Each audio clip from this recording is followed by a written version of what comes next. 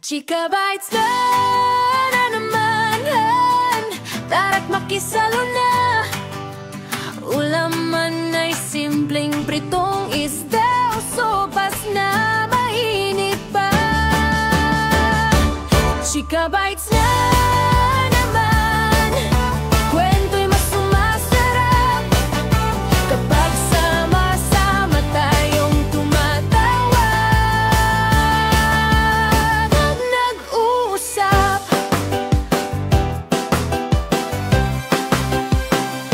Sa hapag ng kumu, tayo'y muling nagtipon.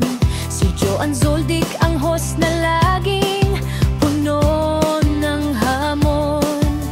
Habang kumakain, kwentuhan ay sumisiklab. Mga ulam na paborito, pati sikreto'y lumalabas, nag-aalab. Chika Bites na naman.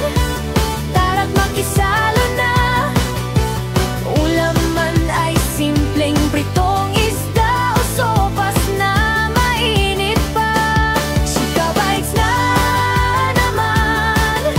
Kwento'y mas sumasarap kapag sama-sama tayong tumatawa at nag-uusap.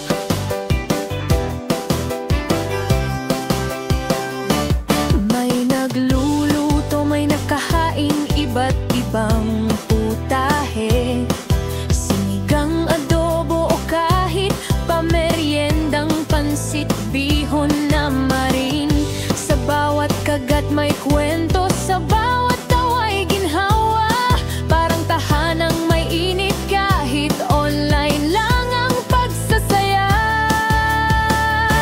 Chika Bites na naman. Tara't makisalo na. Ulaman ay ginisang gulay o tinolang may luya. Chika Bites na naman. Dito walang nahihiwalay. Kahit anong ulam basta't may chika. Sarap na tunay. Sabay-sabay nating tikman ang kwentong hindi nakakasawa. Sa bawat minuto'y may bagong tawanan.